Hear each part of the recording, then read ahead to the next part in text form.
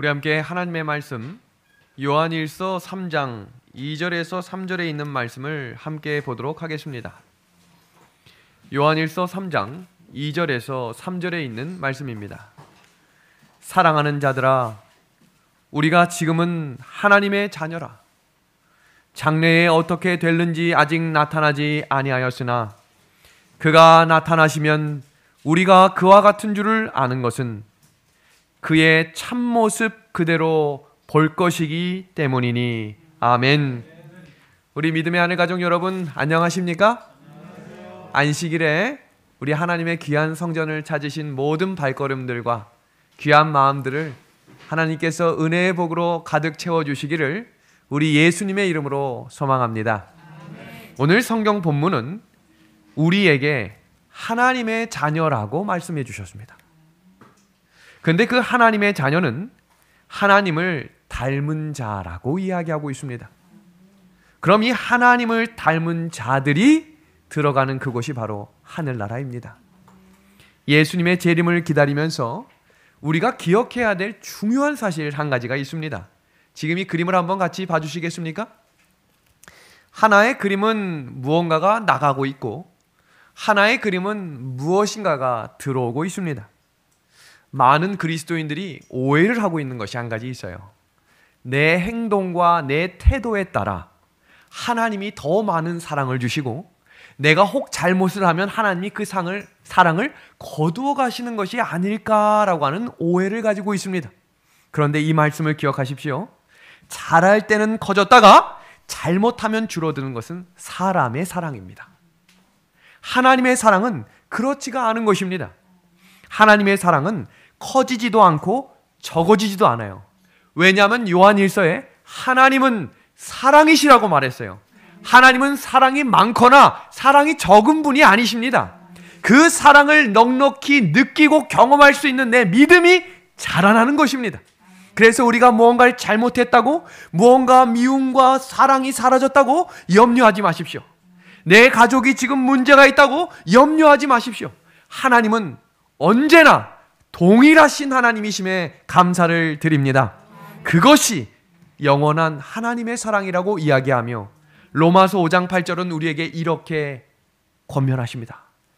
우리가 아직 죄인 되었을 때에 그리스도께서 우리를 위하여 죽으심으로 하나님께서 우리에 대한 자기의 사랑을 확증하셨느니라. 아멘.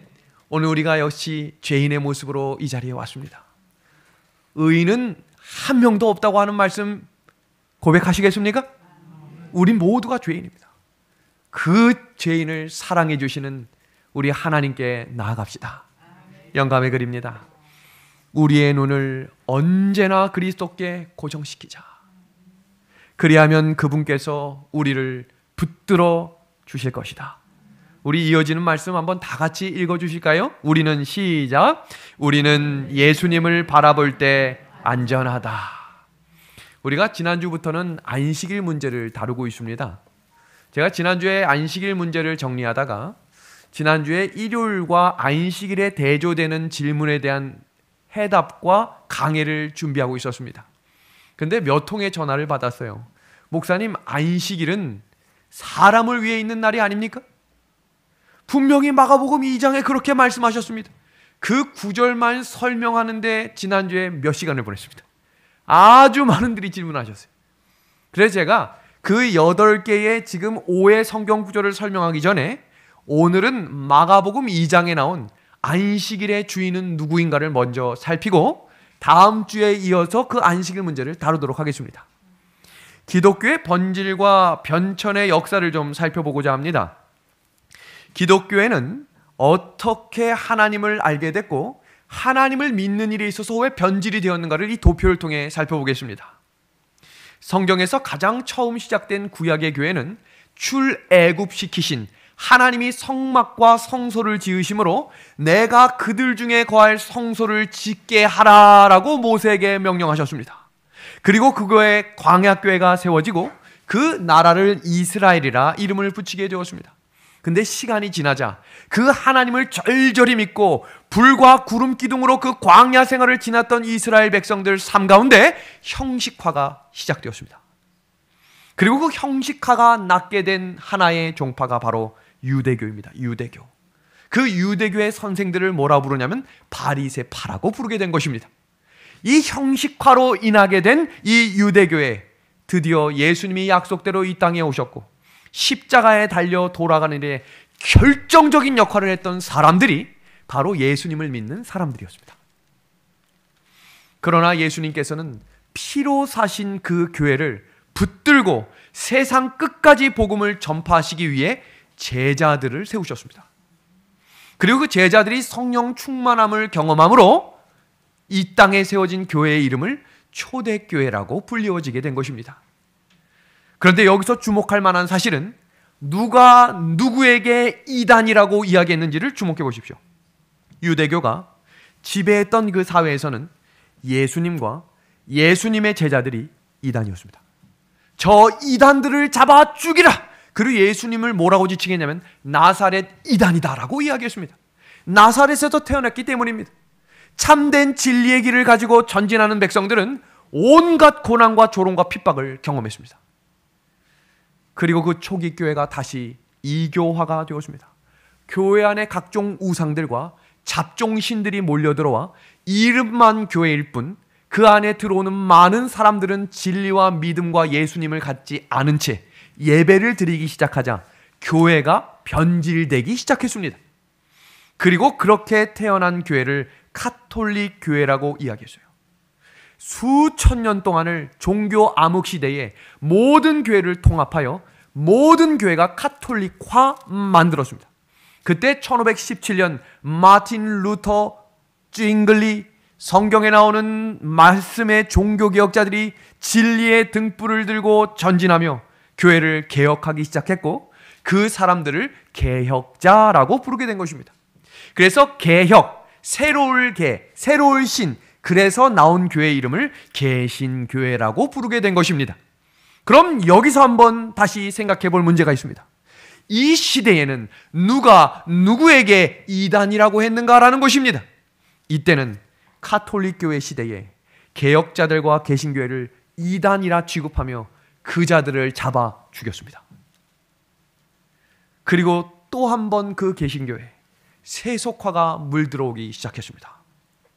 그때 하나님께서는 재림 운동을 통해 교파 간의 장벽을 무너뜨리시고 진리의 길이라고 하면 목숨까지도 드리겠다라고 결심하는 하나님의 백성들을 부르셔서 그들의 이름을 계시록 12장 17절에 그 여자의 남은 자손이라고 이름을 부르셨습니다. 그럼 이 마지막 때에는 누가 누구에게 이단이라고 말하게 될까? 영적 바벨론 개신교회가 하나님의 남은 백성들을 이단이라 지칭하며 그들을 잡아 죽일 것입니다. 그것을 성경의 짐승의 환란이라고 말하고 있는 것입니다. 그럼 이 남은 자손들이 가지고 있는 이 진리의 등불은 어떤 것인가? 하나님의 말씀과 계명에 충실한 사람들입니다. 그럼 우리 이 대한민국의 기독교 역사가 어떻게 전개됐는지를 역사적으로 하나씩 소개하겠습니다. 자, 이 장면을 한번 같이 봐주시겠습니까?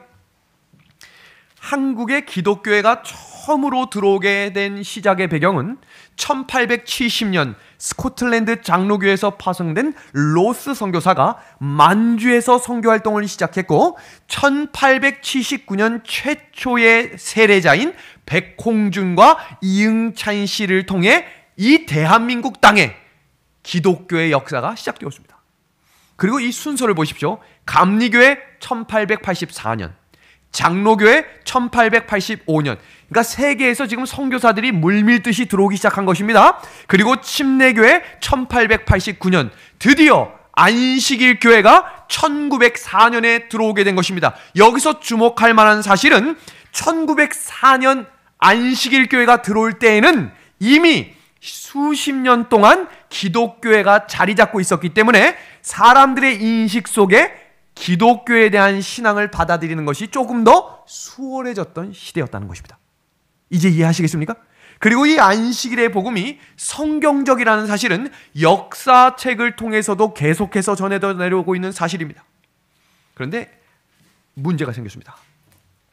지금 보시는 이 한 페이지는 제가 스캔을 해서 가져온 사진인데, 사이비 2단 연구보고서 제17장이 제7일 안식일 예수재림교회 장로교회 총회 이 문서에 수록이 된 것입니다.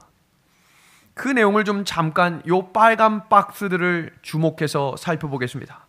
이 빨간 박스를 제가 확대해서 보여드립니다. 주목해서 보십시오.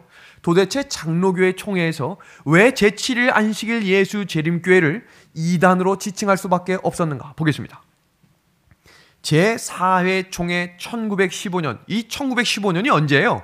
방금 안식일 교회가 이 땅에 들어온 게 1900년대 초였기 때문에 불과 10년이 채 지나지 않은 그 어느 날 불길처럼 일어난 부흥의 불길이 제7일 안식일 예수 재림교회를 통해 일어나고 있었습니다.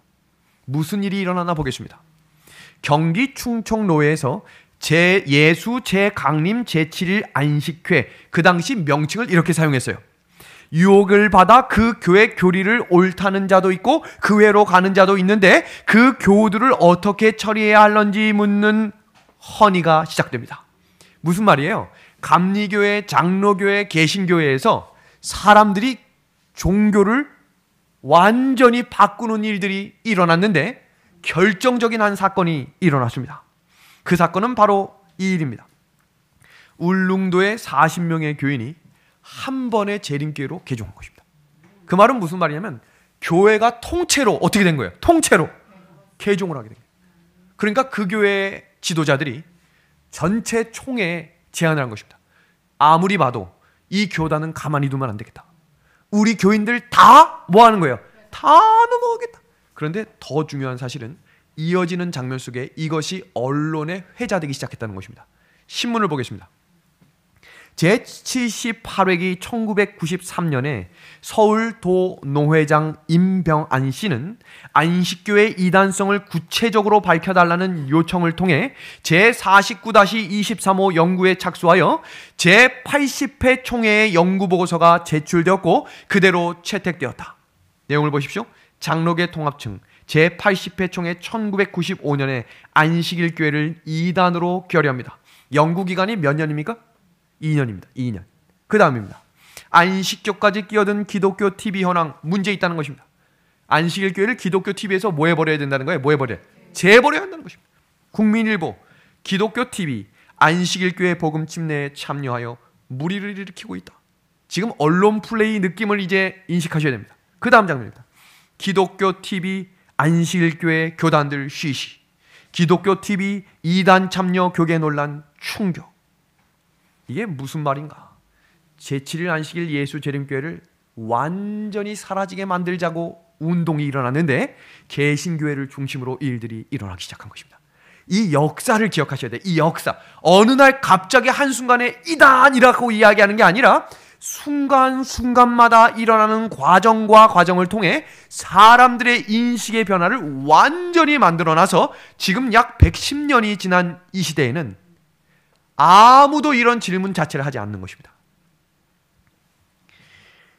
지금 보시는 이 책은 세계적인 유명한 기독교 출판사인 존 델반에서 기록되어 있는 기독교 대백과 사전입니다. 이 권위는 영국이나 미국뿐만 아니라 전 세계에서 가장 인정하는 기독교 백과사전입니다. 이 책에는 어떤 내용들이 기록되어 있냐면 각 나라와 각 민족들, 세계 각 지역 여러 나라들에 있는 종교들을 구분지어 놓고 있는 장면인데 어떻게 구분짓고 있는가? 전통 기독교 목록과 유사 기독교 목록이란 단어를 씁니다. 전 세계에서 기독교 문화를 움직이고 있는 모든 학회들은 이단이란 단어를 사용하지 않아요. 왜냐하면 뭐라고 지금 쓰고 있습니까? 정통 기독교 밑에 유사 기독교라는 말로 완화해서 사용합니다. 왜냐하면 그것이 누군가에게 마음 상하게 하는 것이 성경적 원칙이 아니라고 이야기하고 있기 때문입니다. 이 책 장면 중에 미국 페이지가 있어요. 나라마다 페이지별로 다 정리를 해놨는데 미국 페이지에 미국의 주요 정통 기독교를 29개로 이야기했고 기타 정통 기독교를 1158개로 이야기했습니다. 그 정통 기독교, 유사 기독교를 구분짓는 그 페이지에 29개의 소속되어 있는 종파 중에 그 17번째에 있는 교회 이름이 어느 교회입니까? 제7일 안식일 예수재림교회입니다.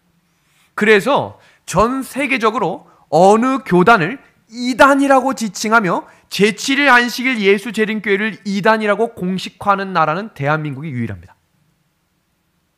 충격입니까? 무슨 말인지 아시겠습니까? 이게 왜 유독 대한민국만 이렇게 가고 있는가? 그리고 이제 우리가 이 대한민국에 사는 국민으로서 이 기별과 말씀을 어떻게 증거하고 가지고 가야 할 것인가? 중요한 문제입니까? 하나님이 우리에게 분부하신 이 말씀을 역사적으로, 성경적으로, 교리적으로 알고 있어야 그 부분에 있어 믿음의 진리의 등불을 밝히 들 수 있는 성도들이 되는 것입니다. 이제부터는 그냥 예전부터 믿었기 때문에 안식일을 지킨다는 시대가 끝날 것입니다. 왜냐하면 큰 문제와 환란이 일어나면 알곡과 쭉정이가 나눠지겠다고 했어요. 그럼 그 기준이 무엇이 될 것인가? 진리에 대한 확신입니다.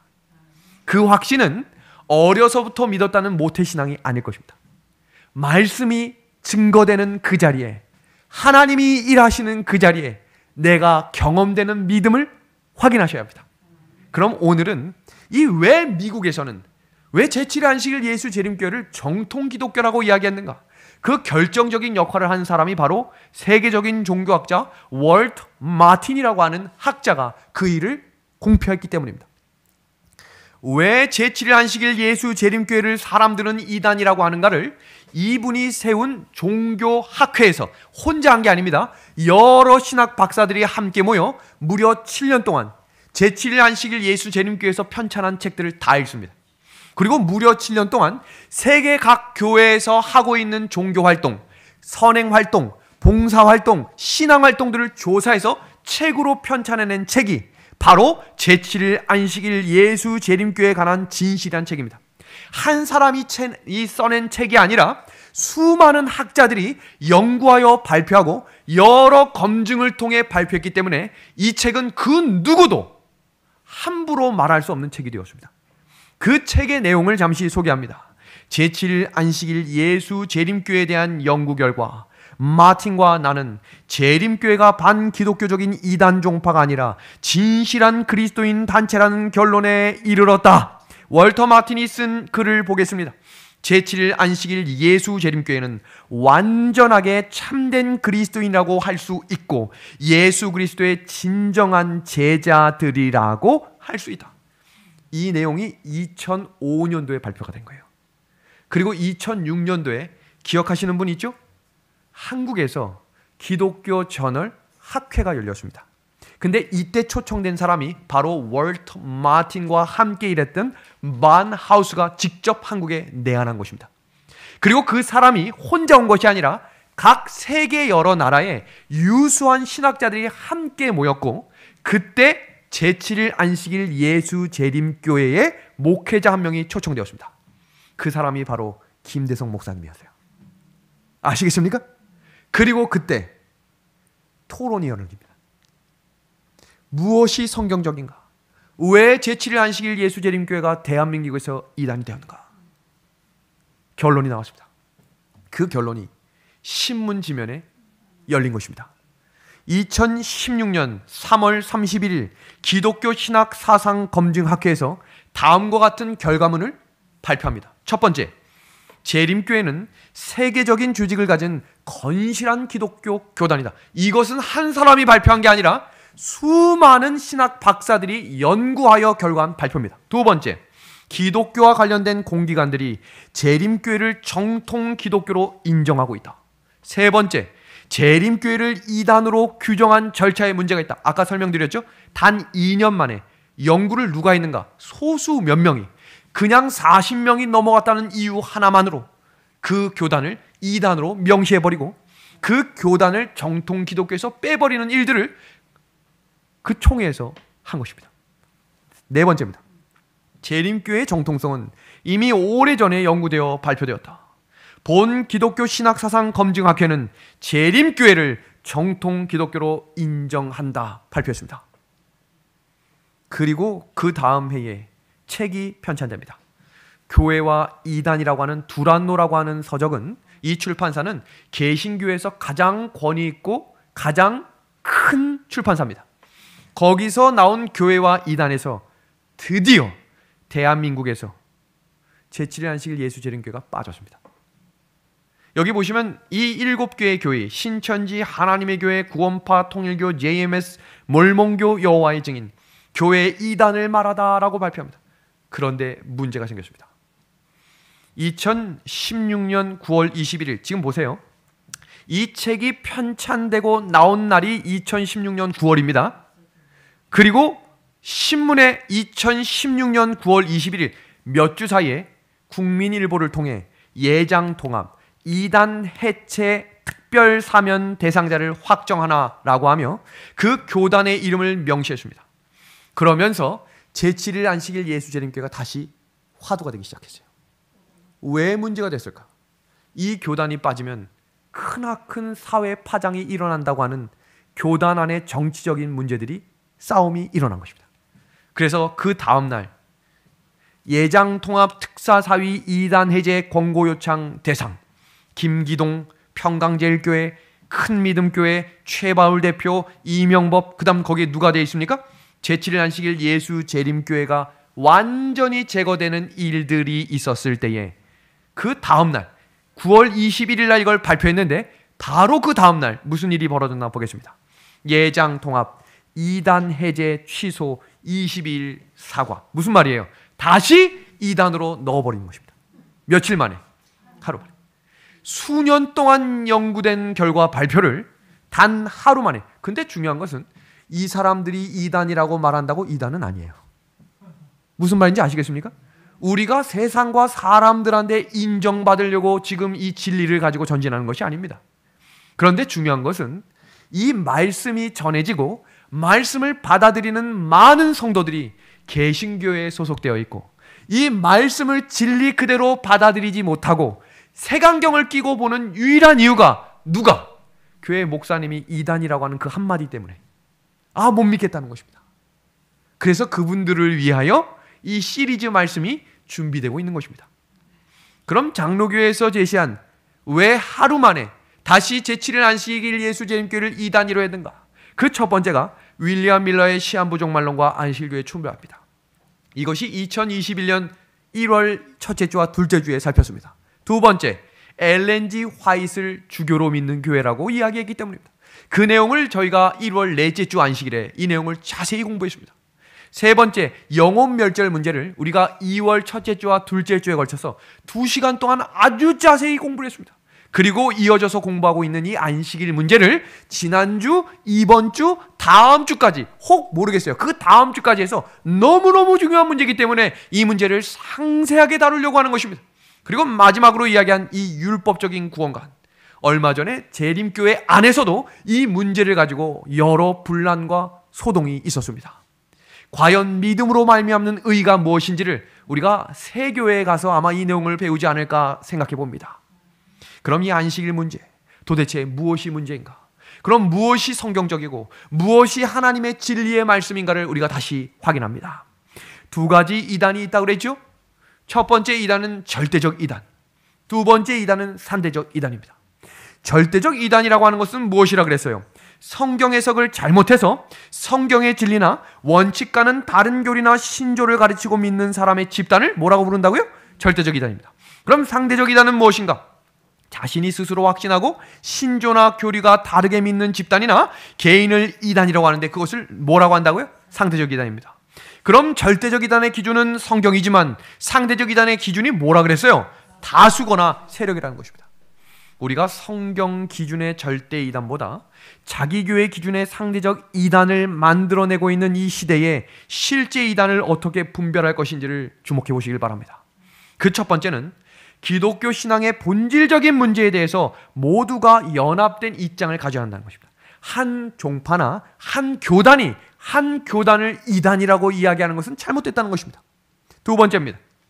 기독교 신앙의 비본질적인 문제에 대해서는 자유롭게 상대를 인정해 줄 수 있는 마음이 필요합니다. 세 번째입니다.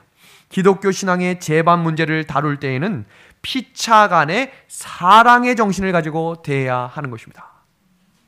성경은 우리에게 너희는 스스로 조심하라 라고 말씀하시며 이단을 분별하기 위한 진리를 제대로 알아야 한다라고 말씀하셨습니다. 그래서 우리에게 필요한 것은 성경을 연구하셔야 합니다. 성경을 상고하셔야 합니다.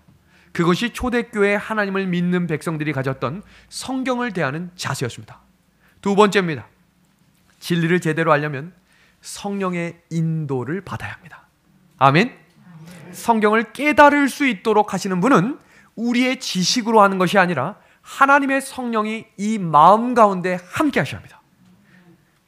그리고 세 번째는 깨달은 말씀을 절대 순종하는 믿음을 가져야 합니다. 요한복음 7장 17절입니다. 사람이 하나님의 뜻을 행하려 하면 이 교훈이 하나님께로부터 왔는지 내가 스스로 말함인지를 알리라. 의인의 길은 돋는 햇살 같아서 크게 빛나 한낮의 광명에 이르거니와 라고 말씀하셨습니다. 믿음의 아내 가족 여러분, 우리의 정체성, 내가 누구인지를 알아야 흔들리지 않게 될 것입니다. 오늘 그 내용을 하나씩 살펴보겠습니다. 지금 여기에 보이시는 한 목사님이 있습니다. 이분은 블로그 뭔지 아시죠? 인스타그램이라고 하는 SNS 이 개설을 해서 많은 사람들과 소통하는 유명한 목회자 중에 한 명이었습니다. 근데 이 사람이 그 블로그를 통해서 다음과 같은 주제를 더 줬습니다. 하나님이 없는 생활을 시작합니다.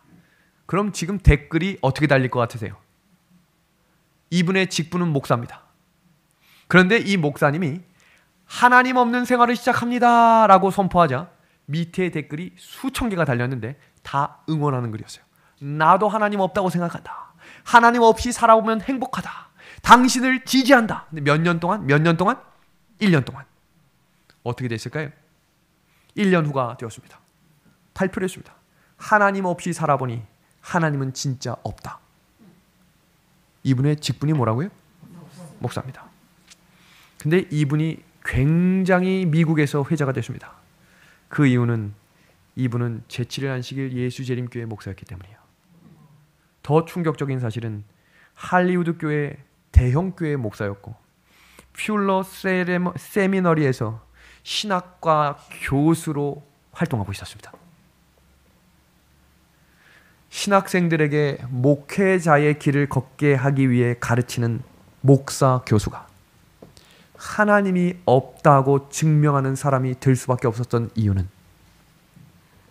정체성이 없었어요. 학생들이 정체성에 대한 질문을 할 때마다 이분은 언제나 스스로 그 길을 찾으라고 이야기했습니다. 왜 그렇게 얘기했을까요? 스스로 확신이 없었기 때문이에요. 진리를 알지 못한 채 목회를 할 수 있습니다. 진리를 알지 못한 채 장로 직분을 수행할 수 있다는 것입니다. 진리를 모른 채 교회 와서 헌금 생활을 할 수 있다는 것입니다. 그러나 결정적인 순간 하나님을 부인하는 사람이 된다는 것입니다. 지금 이 그림 너무 익숙한 그림이죠? 이 그림 어떤 그림입니까? 정답입니다. 미운 오리 새끼입니다. 어느 날 엄마를 따라 꽥꽥하면서 따라다니는데 엄마와 자기 동료들이 자기를 이상한 눈으로 보는 것입니다. 너무너무 속상한 거예요. 어떻게 하면 그들과 더 친해질 수 있을까 생각해서 자기 색깔을 좀 없앨까 해서 진흙밭에 굴렀습니다. 그리고 갔더니 더럽다고 저리 가라는 것입니다. 그리고 다시 목욕을 하기 위해 강물에 몸을 씻고 찾아갔더니 색깔이 다르다고 가라는 것입니다. 어떻게 이 사람들의 사랑을 받을 수 있을까 고민하다가 우연히 강물에 비친 자기 얼굴을 보게 됩니다. 깜짝 놀랐어요. 자기 여태까지 오리인 줄 알았는데 알고 보니 자기가 누구예요? 백조인 것을 알게 된 것입니다. 헐헐 날아 자기가 누구인지를 알고 날아가기 시작했습니다. 정체성이라는 것은 자기가 누구인지를 깨닫는 성질을 말합니다. 제7일 안식일 예수 재림교회는 어떤 교회인가? 이 교회를 다니는 재림 성도는 어떤 사람이어야 하는가? 우리가 돈이나 명예나 권세로 평가받는 세상과 똑같지 않다고 슬퍼하는 미운 오리가 되지 마십시오. 자기 존재의 가치를 깨닫고 하나님 앞에서 어떻게 내가 인정받고 사랑받는 존재인지를 아시면 힘과 용기를 얻게 되실 것입니다. 그것이 하나님이 우리를 지금 이 교회에 부르신 이유입니다. 지금부터는 대총회에서 발표한 제7일 안식일 예수재림교회 로고의 명칭을 소개하겠습니다. 제가 놀라운 사실은 제가 어떤 장로님에게 여쭤봤어요. 장로님, 제7일 안식일 예수재림교회 이 심볼이 무슨 의미인지 알고 계십니까? 모른다는 거예요. 그냥 있다고 봤지 신앙생활을 45년 했는데 이 의미를 들어본 적이 없대요. 아마 우리 춘천은하숙교회도 이 교회 이름 앞에 심볼 마크가 있는 것을 수십 번 수천 번은 봤지만 도대체 이 의미가 뭡니까? 라고 하면 글쎄요 라고 하실 분들이 있을 거라 생각합니다. 지금부터 왜 이 심볼이 만들어졌고 왜 우리 교회의 이름이 제7일 안식일 예수재림교회가 됐는지를 소개하겠습니다. 제7일 안식일 예수재림교라는 이름에는 교회의 핵심적인 신앙을 넣은 것입니다. 제7일 안식일 예수재림교, 이것은 재림교인이라는 단어를 포함하는 것입니다. 어드벤티스트, 이것은 무슨 말인가? 이 이름은 예수님의 임박한 재강림에 대한 우리의 열렬한 확신을 표현한 것입니다. 그래서 제7일 안식일 예수재림교인들은 재림을 기다리며 재림이란 단어만 들어도 마음이 설레이는 사람들이었습니다. 그런데 이 교단이 흔들리게 된 이유는 이 정체성이 흔들렸기 때문이에요. 재림교회 다니는 사람 중에 재림에 대한 말씀을 듣기 싫어하는 사람들이 생긴 것입니다. 세 번째입니다. 제7일 안식일이라는 이 이름은 창조 때부터 제정된 성경상의 안식일, 즉 주일의 일곱째 날인 곧 토요일을 강조한 것입니다. 이 내용을 우리가 지난주에 성경적으로 자세하게 배운 것입니다. 그럼 제7일 안식일 예수재림교회의 사명이 무엇인가? 이것은 제가 대총의 사이트에 나와 있는 내용을 번역한 것입니다. 한번 보겠습니다. 제7일 안식일 예수재림교회의 사명은 요한계시록 14장 6절에서 12절에 새 천사의 기별을 전하는 것입니다. 저는 그래서 우리 춘천은하숙교회 성도들은 이 새 천사의 기별을 암송하는 교인들이 되었으면 좋겠습니다. 이건 강조는 아니고 강요도 아닙니다. 그러나 사명과 목적이 있는 교회라면 적어도 새 천사의 기별을 우리가 함께 암송할 수 있는 교회가 되면 좋겠습니다. 두 번째입니다. 예수 그리스도의 생애와 죽음과 부활과 대제사장 직분에 나타난 하나님의 사랑의 복음을 모든 민족에게 전하는 것입니다. 이것이 영혼불멸 사상과 성경에 기록되어 있는 하나님의 진리의 복음을 전하라는 것입니다. 세 번째입니다. 그들이 예수님을 개인의 구세주와 주님으로 모심으로 하나님의 남은 교회와 연합하도록 이끄는 것입니다. 이것이 먼저 신앙하는 사람들의 사명이라는 것입니다. 마지막 네 번째, 그리스도의 임박한 재림을 준비하는 제자로 양육하는 것, 그것이 이 교회가 세워진 이유입니다. 춘천은하숙교회가 교회가 이전되고 건축이 완공되는 순간 우리는 이 일을 위해 전진하는 것입니다. 하나님이 그 일을 위해 우리 교회를 건축해 주셨습니다. 그럼 우리가 한 마음으로 그 일을 위해 전진할 때 하나님이 이전에 보지 못했던 성령의 부흥을 우리에게 목도하게 하시고 사람들에게 희망을 주시는 하나님의 진리교회가 될 줄로 믿습니다. 제가 지금부터 하는 이 말씀을 주목해서 보시길 바랍니다. 예수님이 12살 때 유월절을 맞이하여 예루살렘 성전에 가셨다가 무슨 일이 일어났죠? 같이 가고 있는데 잊어버린 거예요. 제가 이 말씀을 정확하게 이해하게 된 이유가 지금 윤태섭이가 11살이거든요. 근데 12살이 됐다고 제가 저 첫째 아이가 크게 변할 것 같지 않거든요. 그 말은 무슨 말인가? 부모로서 걱정될 수 있다는 거예요. 지금 그 마음으로 읽어주셔야 돼요. 지금 이 부모가 12살 어린 아이 예수였던 그분에게 하셨던 이야기를 보겠습니다. 그의 부모가 보고 놀라며 잊어버렸거든요. 아들을. 정말 많은 사람, 너무너무 군중이 많아서 어디 있는지 찾을 수 없는 그때의 아들을 잃어버린 것입니다. 보겠습니다. 그의 어머니가 이르되 아이야 어찌하여 우리에게 이렇게 하였느냐? 보라 내 아버지와 내가 근심하여 너를 찾았다. 이 마음 이제 조금 이해되십니까?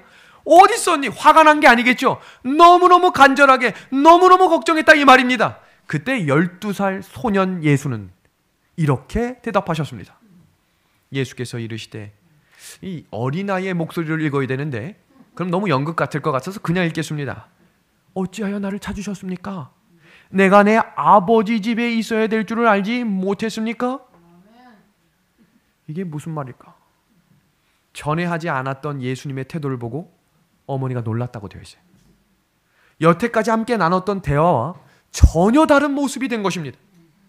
어머니 무슨 말씀이세요? 여기가 제 아버지 집인데. 깜짝 놀랐어요. 왜 그랬는가? 마리아도 잊고 있었다 그랬어요. 너무 아들을 사랑했어요. 이 아이가 어떻게 잉태된지 알고 계시죠? 성령이 찾아오셔서 이 아이의 이름을 뭐라고 지으라고까지, 예수라고 지어야 한다. 이 예수의 이름의 뜻은 뭐예요? 저들을 죄에서 구원할 자이십니다. 그런 사명과 목적을 갖고 아이를 길렀던 어머니마저도 아이를 사랑하자 그 사명을 잊어버렸습니다.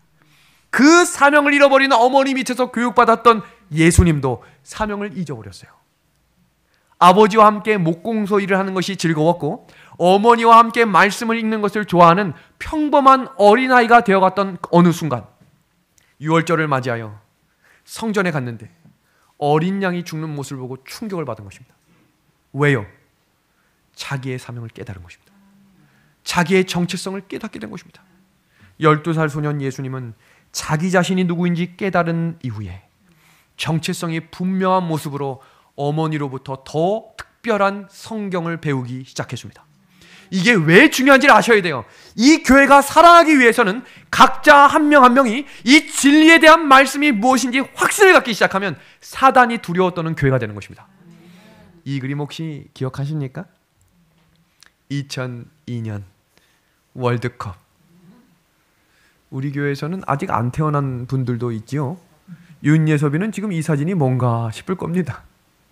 제가 이 시절에 군대에 있었습니다. 그때 기관병으로 논산훈련소 조교를 하고 있었는데 한 훈련병이 입소했습니다. 얼마나 불량한 모습인지 머리를 안 자르고 왔어요. 군대에 올 때 머리를 안 자르고 온다. 대단한 사건입니다. 막가파야 막가파. 근데 문제는 뭐냐? 영어라는 거예요. 자기 한국말을 못한대요. 거짓말이었어요.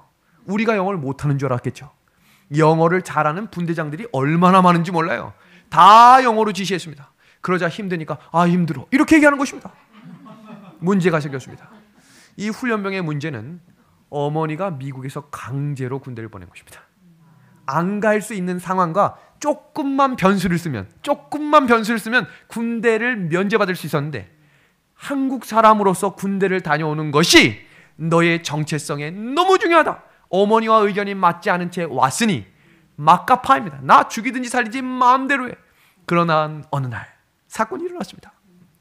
이 청년이 그때 마침 미국과 대한민국이 아주 중요한 순간 맞붙게 되었습니다.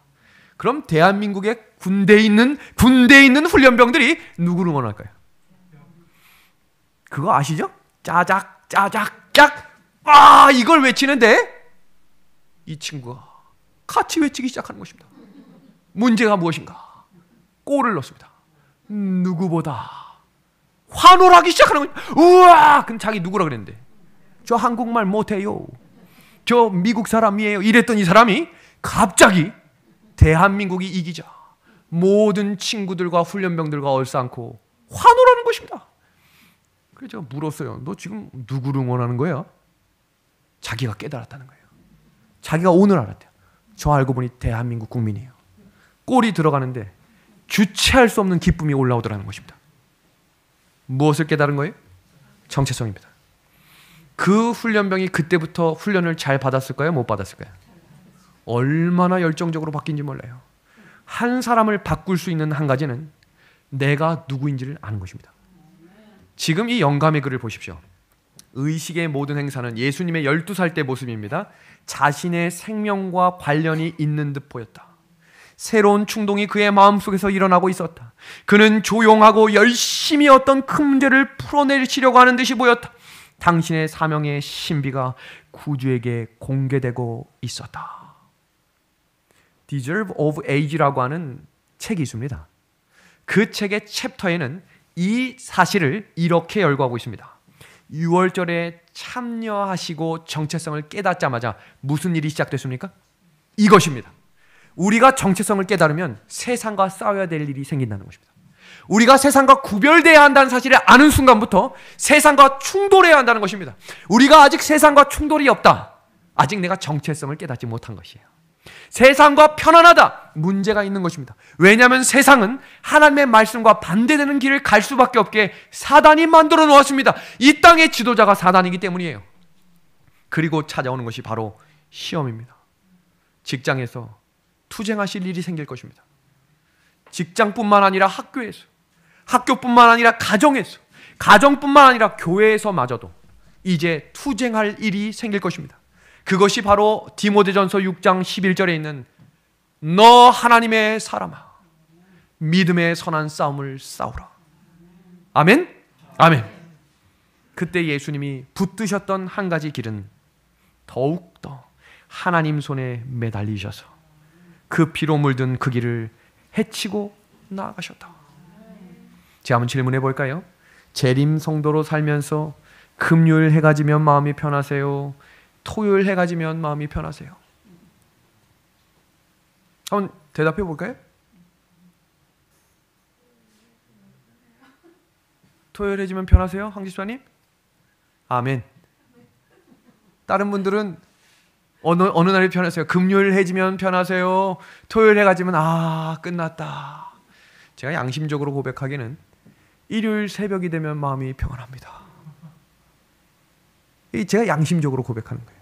그때마다 드리는 기도는 하나님, 제가 주의 말씀을 전하는 작은 종으로 안식일을 더 복되고 기다릴 수 있는 설레는 마음을 회복시켜 주옵소서라고 기도합니다. 우리는 그리스도인이 먼저입니까? 재림교인이 먼저입니까? 재림교인이 먼저입니까? 그리스도인이 먼저입니까? 그리스도인 안에 재림교인이 맞습니다. 그런데 재림교인이긴 한데 그리스도인이 아닌 재림교인들이 늘어나기 시작한 것입니다. 제가 정말로 많은 카톡과 동영상을 받아요. 다 볼 수 없지만 꼭 봐달라고 이 글이 왜 필요한지를 쓰시면 제가 봅니다. 근데 한 장로교회 목사님이 얼마 전에 안식일 교회에 대해서 설교한 장면이 있다라고 이야기하셔서 주의 깊게 살폈어요. 깜짝 놀랐습니다. 그분이 이렇게 설교를 하셨어요. 재림교회에는 건강기별이, 탁월한 예언 해석이, 특별한 안식일이 있지만 우리 교회에는 예수님이 있다. 충격을 받았어요. 이 사람이 이렇게 얘기할 수 있는 근거가 무엇일까? 우리 은하숙 교회도 예수님이 함께 하시는 교회가 되기를 소망합니다. 제가 이 말씀을 보면서 눈물이 났어요. 와, 우리 교회에 감히 누가 예수님이 없다고 이야기할 수 있을까? 하나님의 진리의 백성 한 사람이라도 그 예수님을 붙들고 전진할 때 하나님은 그 교회를 붙들어 주실 줄로 확신합니다. 지금 이 그림 무슨 그림인 줄 아시죠? 다니엘의 세 친구가 풀무불에 들어간 장면입니다. 그때 예수님이 함께 계셨어요. 그 예수님은 지금도 우리 곁에 함께 계십니다. 영감의 글입니다. 그리스도께서 멀리 떠나 계신다고 결코 생각하지 말아라. 그분께서는 언제나 가까이 계신다. 사랑스러운 그분께서는 그대 주위에 계신다. 그분께서 그대에게 발견되기를 바라시는 분으로 알고 그분을 찾으라. 저는 이 사이드 미러를 보면서도 복음을 발견했는데 이 사이드 미러 밑에 이런 글씨가 써 있는 거 알고 계시죠? 사물이 거울에 보이는 것보다 가까이 있다. 예수님이 가까이 계시다는 말씀을 꼭 기억하십시오. 예수님이 약속하셨어요. 내가 세상 끝날까지 너희와 항상 어떻게 하시겠다고요? 함께 하겠다. 이 약속 신뢰합시다. 믿음의 아내 가족 여러분, 혹시 짝사랑 해보셨습니까? 짝사랑 안 해보신 분도 계십니까? 짝사랑을 하다 보면 마음이 어때요? 설렙니다. 저도 짝사랑을 해본 적이 있거든요. 그럼 어디까지 쫓아가는 줄 아세요? 그 친구가 다니는 교회까지 쫓아가 봤어요. 왜요? 보고 싶으니까. 근데 중요한 사실이 있어요. 아무리 좋아해도 그 사람 마음까진 들어갈 수가 없어요. 그래서 성경은 우리에게 뭐라고 말씀하셨냐면 내가 문 밖에 서서 두드리겠다고 말씀하신 거예요. 왜요? 거기까지는 오실 수 있는데 어디까지는 못 들어오는 거예요. 마음은 우리가 열어야 하는 것입니다. 믿음의 하늘 가족 여러분, 성경은 우리에게 안식일을 강조하며 그 안식일이 너의 정체성을 분명하게 깨닫게 해줄 하나님의 선물이라고 이야기하셨습니다. 안식일은 거룩한 날이라고 이야기하는 이 거룩이란 날은 구별이란 말입니다. 안식일은 세상과 세상 사람과 뭐하는 날이라고? 뭐하는 날? 구별하는 날입니다. 세상 사람들이 지금 뭐하고 있을까요? TV 보고 있겠죠. 더 자연으로 나가서 가족과 어떻게 편하게 지낼지, 내 일주일 동안의 노고와 힘든 삶의 수고를 어떻게 위로받을지를 음식 준비하며 세상의 시간을 보내고 있을 때 우리는 이 날을 하나님의 날로 거룩히 지키기 위해 전진하는 것입니다. 성경은 이 날을 기억하라 라고 말씀하셨고 지키라 라고 말씀하셨어요. 근데 어떻게 지키라고 말씀하신 거예요? 거룩하게 지키라고 말씀하신 것입니다. 영감의 글입니다. 유대인들에게 위탁된 제도 중에 안식일만큼 그들과 주변국들에게 철저하게 구별시킨 제도는 없었다. 하나님께서 안식일의 준수로 그들이 당신의 경비자로 일컬어지도록 계획하셨다. 안식일은 우상 숭배로부터의 그들의 분리와 참 하나님과의 연결의 표징이 될 것이었다. 아주 중요한 말씀을 지금부터 소개합니다. 하나님은 우리를 거룩하게 하는 방법을 주셨는데 그것이 바로 무슨 날이에요? 안식일입니다. 금요일 해질 때부터 토요일까지 안식일을 잘 지키지 못하면 뭐 하는 거라고 말씀하셨어요? 안식일을 범하는 거라고 그랬습니다. 너무너무 중요한 말씀입니다. 안식일은 날짜에 중요한 것이 아닙니까? 마음이 중요한 것이 아닙니까? 하나님이 주시는 것은 사람이 받으러 가는 것이지 우리가 지키러 가는 것이 아니라는 것입니다. 이것이 거꾸로 되면 율법주의가 되는 거예요. 내가 지키러 간다가 아니라 하나님이 주신 날을 뭐하러 가는 날인 거예요? 받으러 가는 날입니다. 안식일을 주겠다고 하셨어요. 내가 안식일을 지키는 것이 아니라 하나님이 주신다는 것입니다. 에스겔 20장 12절에 안식일을 성경적으로 지키는 백성이 하나님과 나 사이의 표징이 되는 사람이라고 이야기하신 것입니다. 믿음의 하늘 가족 여러분, 세상은 지금 뭐라고 이야기하냐면 일요일을 대다수 사람이 지킵니다. 대다수. 정말로 대다수. 그런데 주목할 만한 사실은 제7일 안식일 예수 재림교회는 세계적인 교파입니다. 228개의 나라 중에 213개의 나라에서 복음을 전하는 대단한 나라이며 대단한 교파이며 1800만 명, 1800명이 아니라 1800만 명이 이 날을 성경적으로 지키는 날로 지키고 있습니다. 그런데 주목할 만한 사실은 하나님께서는 세상과 다르게 살아갈 수 있는 표징으로 안식일을 주셨습니다. 근데 이 안식일을 지키려면 이제는 용기가 필요한 때가 오겠다는 거예요. 이 안식일을 지키려면 진리에 대한 확신이 있어야 할 시기가 온다는 것입니다. 여기 이 사진은 사무엘 8장에 이스라엘 백성들이 늙은 사무엘을 보고 이렇게 말합니다. 우리도 저들과 같이 되기를 원합니다. 뭐라고 말했다고요? 저들과 같이. 이게 너무너무 위험한 말입니다. 교회가 세상과 같아져서는 안 됩니다. 기억하십시오. 교회는 세상과 달라야 되는 곳이에요. 그런데 이 사람들이 뭐라고 이야기했다고요? 우리도 저들과 같이 왕을 달라고 이야기하자 그들이 망했습니다. 왜 침례 요한이 세상 사람들과 같이 똑같이 살지 않았을까요? 왜 침례 요한이 그들과 똑같은 음식을 먹지 않고 성경에서 말하는 음식을 구별하며 먹었을까요? 왜 침례 요한이 그들과 똑같이 생각을 하면서 살지 않았을까요? 그 이유를 침례 요한은 삶은 세상 사람들을 예수님께로 인도해야 하는 구별된 사명이 있었기 때문입니다.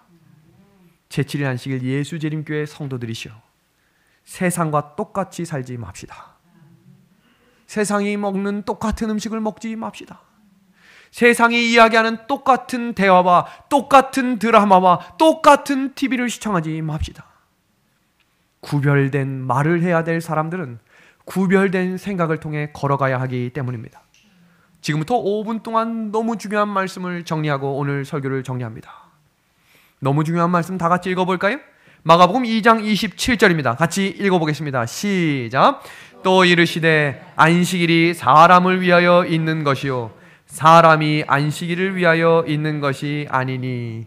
이 구절이 정말로 많은 성도들에게 고민과 염려가 되는 구절이라는 사실을 제가 지난주에 처음 알았어요. 도대체 뭐가 문제인가? 사람을 위해 지은 날이니 사람이 행복해야 되는 것이 아니냐라고 질문하시는 거예요. 아무리 설명해도 이해 못하시는 분들도 계셨고 이 말씀을 깨달은 분들도 계셨습니다. 오늘 이 자리에 참석하신 믿음의 우리 한 해 가족들은 이 말씀을 성령께서 깨닫게 해주심으로 안식일의 참된 복을 누리시게 되기를 소망합니다. 지금부터 하는 이야기를 동의하시면 아멘으로 화답해 주시길 바랍니다. 과거에 우리는 안식일을 지키는 일에 진지했고 열성적이었어요. 안식일을 사랑했고 안식일을 기다렸고 안식일을 소중히 여겼습니다. 아멘? 두 번째입니다. 안식일을 지키다가 학교에서 퇴학당하는 선배들도 있었고 군에서 영창을 들어가는 선배도 있었으며 회사에서 해고되는 선배들도 있었습니다. 안식일에 하나님의 집에 있지 않는 것을, 안식일에 일상 일을 하는 것을 부끄럽게 여겼던 믿음의 선배들이 있었습니다. 아멘? 세 번째입니다. 그렇게 우리는 안식일을 사랑했고 안식일을 자랑스럽게 여겼습니다. 안식일을 거룩하게 지키기 위해 안식일을 철저히 준비하는 백성들이었습니다. 안식일에 물건을 사지 않기 위해 미리 음식을 샀고 음식점에 가지 않기 위해 미리 음식을 준비했으며 먼 여행을 가지 않기 위해 최선을 다해 안식일을 준비했던 백성들입니다. 안식일에 운동이나 오락을 하지 않았고 잡담이나 세속적인 대화를 피했으며 텔레비전이나 신문을 읽지 않기 위해 그토록 안식일을 소중하게 생각했습니다. 왜냐하면 안식일의 주인이 하나님이심을 기억했고 하나님이 주신 방법대로 안식일을 지키려고 진지하게 노력했습니다. 아멘 소리가 점점 작아지네요. 그런데 그런 정신이 사라진 것입니다. 그렇게 소중하게 생각했던 안식일의 의미를 사람들이 마음으로부터 버린 것입니다. 그렇게 맞이한 한 해가 코로나였어요. 깨어나야 합니다. 정체성이 분명한 주님의 성도들로 하나님이 이 날을 주신 그 의미가 무엇인지 지금부터 소개합니다. 하나님이 사람을 위하여 주신 날이다. 도대체 이 의미는 무슨 말일까? 안식일이 사람을 위해 있다는 말은, 예수님의 말씀은 안식일을 사람의 마음대로 바꿀 수 있다거나 안식일을 지키는 마음과 태도를 사람이 편리한 대로 할 수 있다는 것을 의미하는 것이 아닙니다. 왜냐하면 안식일의 주인은 사람이 아니라 하나님이시기 때문이에요. 안식일을 전적으로 하나님께 속한 날임을 기억하셔야 합니다. 지금 이 구절이 왜 나왔는지를 소개하겠습니다. 이 구절은 안식일에 이삭밭을 지나가던 제자들이 배가 고파 이삭을 먹는 장면을 보고 사두개인들과 유대인들이 멸시했습니다. 도대체 너희들은 무슨 음식을 먹고 있느냐? 그들은 선교 일정으로 지쳐 있었고 하나님께서는 선교하는 일에 열정을 다하는 그들에게 안식일의 주인은 하나님이시지만 그 날을 지키는 너희들을 위한 날이라고 말씀하셨습니다. 그 의미를 오해하시면 안 돼요. 그 다음 구절에 나온 구절이 뭐냐면 그러므로 인자는 안식일의 주인이니라고 말씀하신 것입니다. 이어지는 장면입니다. 그래서 안식일은 거룩하고 성경에서 최초로 거룩이라는 단어가 사용된 단어는 안식일 앞에 쓰여졌습니다. 그러므로 안식일은 하나님께 속한 하나님이 주신 방법과 규례대로 지켜져야 하는 날이라는 것입니다. 사람에게 안식일의 날짜를 바꿀 권한이 없는 것이 아니라 안식일을 지키는 방법도 바꿀 권한이 없다는 사실을 인정합시다. 안식일이 사람을 위하여 있다는 말씀은 사람 마음대로, 사람 편한 대로 안식일을 지켜도 된다는 말로 오해하셔서는 안 됩니다. 출애굽기 20장 8절에서 11절 말씀이죠. 안식일을 기억하여 거룩히 지키라. 엿새 동안은 힘써 내 모든 일을 행할 것이나 제7일은 너의 하나님 여호와의 무슨 날이라 그랬어요? 안식일이라고 했습니다. 제7일은 너의 하나님 여호와의 안식일. 이 말은 일곱째 날 제7일에 유의하셔야 합니다. 제7일은 사람이 계산한 날이 아니라 창조의 첫 주간에 하나님이 세신 날이라는 것입니다. 사람이 계산했다면 제1일이라고 했겠죠. 왜요? 사람이 태어나서 눈뜬 첫째 날이 무슨 날이에요? 안식일이죠. 그러나 하나님은 일주일 동안 창조하시고 사람을 지으신 이후에 제7일을 만드시며 뭐라고 말씀하셨어요? 제7일은 너의 하나님 여호와의 무슨 날? 안식일이니. 그래서 사람은 태어나서 처음부터 일을 하지 않았고 쉼을 통해 하나님이 주시는 참된 평안을 누리며 시작한 존재가 사람입니다. 그래서 사람은 고개를 들어 하늘을 바라보게 만드셨던 것입니다. 사람이 기준이 아니라 하나님이 기준이십니다. 아담과 하와가 창조되어 맞이한 첫날은 제1일이 아니라 제7일이었어요. 막 태어난 아담과 하와는 전혀 쉴 필요가 없는 그들의 인생의 첫날을 쉬어야 했습니다. 하나님이 인류 역사를 쉼으로 시작하게 하셨기 때문입니다. 너무나 중요한 말씀 다 같이 읽습니다. 너희가 쉬면, 시작. 너희가 쉬면 내가 뭐 하겠다? 내가 뭐 하겠다? 책임지겠다는 것입니다. 이제 안식일을 회복합시다. 이제 이때입니다. 이때입니다. 회복해야 할 때입니다. 일어서서 진리의 말씀을 전해야 하는 성도들이시여, 안식일을 안식일답게 보냅시다. 말씀을 마치겠습니다.